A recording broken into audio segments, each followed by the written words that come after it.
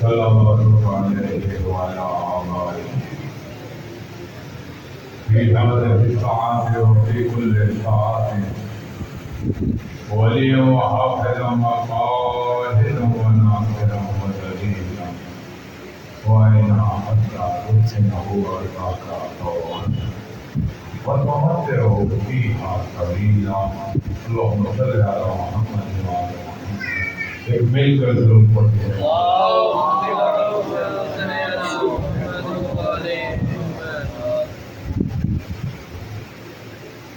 أعوذ بالله السميع العليم من الشيطان الرجيم.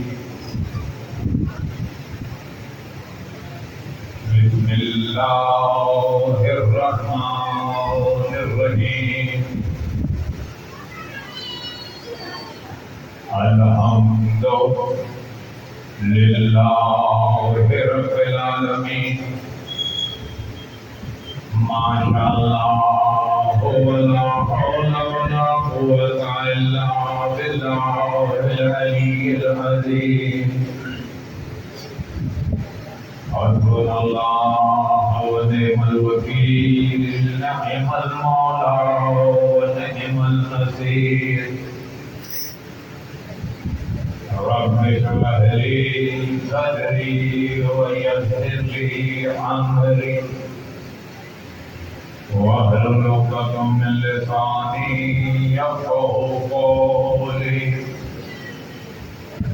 والصلاة والسلام والتحية والإكرام سيدنا ونبينا وشفيع ذنوبنا وحبيب قلوبنا أبي القاسم محمد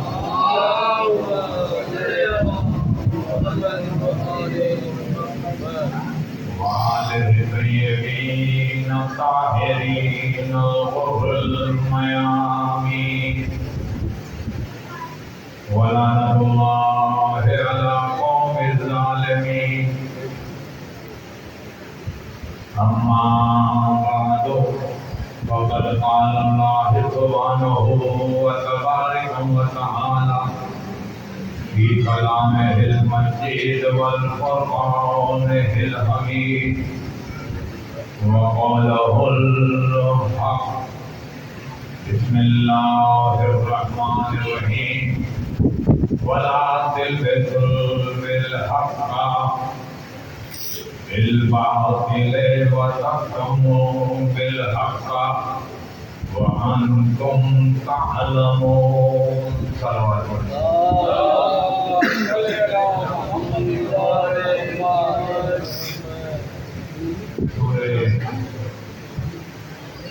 بقرہ کی 42ویں آیت جس میں خداوند عالم حکم دے رہا ہے کہ ولا تلبسوا بالحق بالباطل، کہ باطل کو حق کے ساتھ مت ملاؤ. وَتَكْتُمُوا بالحق، اور حق کو مت چھپاؤ. وَأَنْتُمْ تَعْلَمُونَ، جبکہ تم جانتے ہو. یعنی یہ خدا بتا رہا ہے کہ جو بھی بندہ باطل کو حق سے ملاتا ہے یا حق کو چھپاتا ہے وہ انجانے میں نہیں کرتا بلکہ وہ جان کر رہا ہے. اسی لیے خدا منع کر رہا ہے کہ تم حق کو باطل سے نہ ملاؤ. اور یہی ہم 2 دن سے گفتگو کر رہے ہیں کہ ہمیں اسلام کے جو بھی واقعات ہیں ان کے اوپر اکثر نو جائزہ لینا چاہیے، تحقیق کرنی چاہیے کہ وہ کیا وجوہات ہیں، وہ کیا عوامل ہیں جن کی وجہ سے جنہوں نے اسلام کو پھیلانے کے لیے قربانیاں دی، تکلیفیں اٹھائیں، زہر پیے تلواروں سے قتل ہوئے، وہ کون سی چیزیں ہیں کہ یہ تو پیچھے رہ گئے؟ یعنی اولاد رسول جن کا حق بنتا تھا، کیونکہ میں بتا چکا ہوں کہ جب بھی کوئی مشن کامیاب ہو جاتا ہے تو اس میں جو شریک ہوتے ہیں وہی عہدوں پر آتے ہیں۔ یہ کیسا نظام ہے، یہ کیسا معاشرہ ہے، یہ کس قسم کے لوگ ہیں کہ جنہوں نے محنت کی وہ پیچھے ہو گئے، جنہوں نے ظلم و ستم کیا، جنہوں نے تکلیفیں دی وہ اقتدار میں آ گئے۔ اور یہ نہ سمجھیے کہ یہ سب جو کچھ اہل بیت کے اوپر یا خاندان رسالت کے اوپر جو ظلم ہوا ہے یہ کوئی بعد میں شروع ہوا تھا تیار کہ جس نے قبضہ کرنے کے بعد کیا ہے، یہ سب کچھ دور رسول میں شروع ہو چکا تھا۔ یہ گروپ تھا، رسول جانتے تھے کہ یہ گروپ ہے ایسا جو میری آج کے ساتھ دشمنی رکھتا ہے، یہ خلاف ہے۔ میں ایسے نہیں کہہ رہا، یہ اوپن کر ہوئے رسول کی زندگی میں ہی اوپن ہونا شروع ہو گئے تھے، لیکن ڈر کی وجہ سے خاموش تھے کہ اگر ہم کھل کر آ گئے اور رسول نے کہہ دیا تو ہم میں سے کوئی نہ بچے گا۔ اور یہ بات رسول کی زندگی میں دلیل ہے، ویسے نہیں بات کر رہا تھا۔ رسول نے جب حکم کہا کہ اب میں دنیا سے جانے والا ہوں اور اب میں اپنا پہلا اور آخری حج کروں گا، اس کے بعد میں نہیں رہوں گا، میں چلا جاؤں گا خدا کے پاس، تو جس نے آنا ہے میرے ساتھ چلے حج میں۔ تو 25 لاکھ مسلمانوں میں سے 1.25 لاکھ حج پر آئے رسول کے ساتھ حج کرنے کے لیے۔ اب رسول چلے، اب یہ ذہن میں رکھیے گا کہ وہ گروپ ہے جسے رسول جانتے ہیں، اور وہ ایسا گروپ ہے جو رسول کو بھی نہیں کہہ سکتے، اور ان کا کوئی ایسا نہیں ہے کہ ان کا کوئی ان کا خوف ہے، ڈر ہے کہ یہ انتشار پیدا کر دیں گے۔ تو جب رسول آخری حج سے پڑھتے ہیں اور آیت نازل ہوئی یا ایھا الرسول بلغ ما انزل الیک من ربک، اے رسول وہ پیغام پہنچا دو جو تمہارے رب کی طرف سے تم پہ نازل ہو گیا ہے۔ تو وہ رسول جو اللہ کے حکم پہ کبھی رکتا ہی نہیں تھا، جو بات ہوتی تھی کسی کا عزت نہیں، کسی کا کوئی خیال نہیں، کسی کی کوئی حیا نہیں، کیونکہ حکم ہوتا ہے فوراً پیغام پہنچاتے تھے۔ لیکن یہ کیسا پیغام ہے کہ اللہ کہہ رہا ہے کہ رسول کو پیغام پہنچا دو، جو رسول نہیں گھبراتا تھا وہ خاموش ہو گیا، نہیں پہنچا رہا۔ ماننا پڑے گا کہ کوئی ایسا گروہ تھا جس کی وجہ سے رسول ہچکچا رہے ہیں کہ وہ اللہ کے پیغام کو پہنچا دیں۔ رسول نے قافلے کو نہیں روکا، چلتا رہا۔ پھر آیت آ گئی وَإِلَّا قَبَلْ فَمَا بَلَّغْتَ رِسَالَتَهُ، میرے حبیب اگر وہ پیغام نہ پہنچایا تو یا تم نے رسالت کا کام ہی کوئی نہیں کیا۔ اب آیت کے تیور دیکھیے بدلے ہوئے ہیں، رسول کی رسالت خطرے میں ہے، اب تو روکنا چاہیے تھا۔ جی اللہ نے رسول کو بھیجا کیا تھا؟ بھائی بھیجا ہی اپنا پیغام بھیجنے کے لیے۔ اب جب آیت ہو گئی، رسالت خطرے میں آ گئی، اب تو رسول کو روکنا چاہیے تھا۔ لیکن یہ ذہن میں رہے کہ کوئی ایسا گروپ ہے کہ جس کی وجہ سے رسول ہچکچا رہے ہیں اس پیغام کو پہنچانے میں، کہ اللہ کو تیور بدل کر کہنا پڑا اے رسول نہیں پہنچایا پیغام تو تمہاری رسالت گئی۔ رسول نے رسالت خطرے میں رکھ دی، قافلے کو نہیں روکا۔ پھر آیا واللہ یعصمک من الناس، رسول تمہیں اللہ لوگوں کے شر سے محفوظ کرے گا۔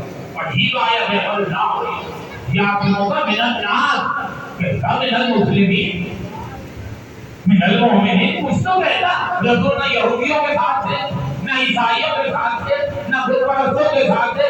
آیت میں ومن الناس، لوگوں میں جڑتے پتہ چلا کہ جو بھی رسول اور علی کی ولایت کے خلاف ہوتا ہے اللہ اسے مسلمان بھی نہیں سمجھتا۔ نعرہ حیدری آیت آ گئی کہ ومن الناس اللہ یعصمک من الناس بشر، اور رسول کو جو ضمانت آئی ہوتی ہے اعلان کر دیا علی کی ولایت کو، من کو والا بات علی والا اعلان کر دیا۔ لیکن رسول نے خالی اعلان نہیں کیا، 3 دن تک بیٹھ کر جتنے بندے سوالات تھے سب نے علی کے ہاتھ میں بیعت لیا ہے. پتا کہاں چلا کہ یہ گروپ جو علی کے مخالفت میں تھا، آل رسول کے مخالفت میں تھا، یہ بھی ظاہر کروایا کہاں وہ لوگ کی پہاڑیوں پر پہنچ کر. وہ لوگ ادھر ادھر باہر کے نہیں تھے. میدان ولید جہاں تھا وہ ایسی جگہ تھی جہاں سے مختلف رستے جاتے تھے. اب جس رستے پہ گئے وہاں سے مدینے کا رستہ جاتا تھا یا مکے کا رستہ جاتا تھا.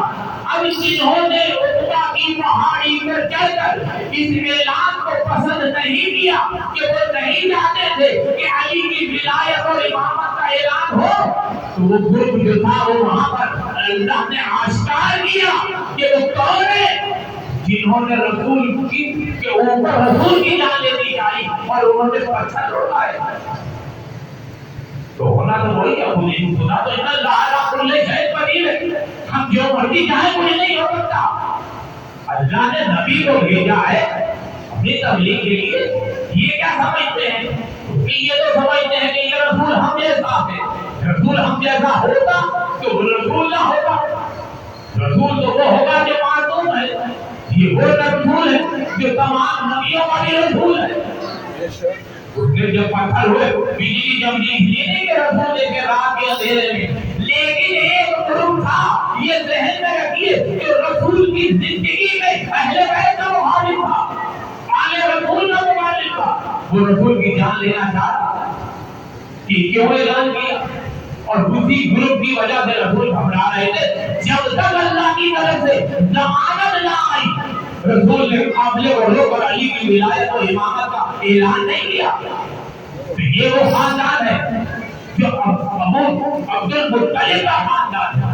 اور کل میں نے بتایا تھا کہ یہ وہ لوگ ہیں کہ جس میں جناب جعفر طیار ہے جن کے بعد وہ بڑے جنگ موقع میں شہید ہوئے. یہ کون تھے؟ عبد المطلب کے خاندان کے. انہوں نے کس کے لیے جان دی تھی؟ اسلام کے لیے جان دی تھی. جناب عبداللہ جنگ بدر میں قتل ہوئے، شہید ہوئے. کس کے لیے کون تھے؟ ابو طالب عبد المطلب کے خاندان کے تھے. کس لیے جان دی؟ اللہ کے دین کے لیے جان دی تھی.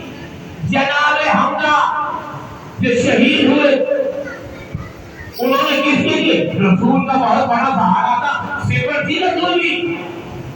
رسول کے پاس کسی کو آنے نہیں دیتے تھے. جناب ابو طالب جن کے عمل کو خدا اپنا عمل کہتا ہو جب تک زندہ رہے کوئی رسول کے اوپر انگلی اٹھا لیتا. یہ سب نے وہ ہے خاندان عبد المطلب جنہوں نے اسلام کے لیے جانیں دی. لیکن اسی رسول کا ایک اپوزیشن گروپ بھی تھا. وہ کون تھا؟ وہ ابو سفیان کا گروپ تھا جس نے شیب ابی طالب میں رسول کا گھیرا ہو گیا. 3 سال اپنی طرف سے بھوکا پیاسا رکھنے کی کوشش کی. بستر رسول کے گھر پہ جو 360 قبیلے کے لوگوں کو لے کر آنے والا کون تھا کہ رسول کی جان لی جائے؟ وہ یہی گروپ تھا کہ چاہتا تھا کہ رسول کی جان لے لے. لیکن کامیاب نہیں ہوئی. تو یہ دیکھ لیجیے کہ ایک گروپ وہ تھا جو خدا کے لیے لڑ رہا تھا، ایک گروپ وہ تھا جو اللہ کے لیے لڑ رہا تھا. رسول ہجرت کر کے چلے گئے تو مدینے چلے گئے. یہی ابو سفیان اور اسی بیوی ہندہ جس نے جناب حمزہ کا سینہ چاہ کر کلیجہ چبانے کی کوشش کی.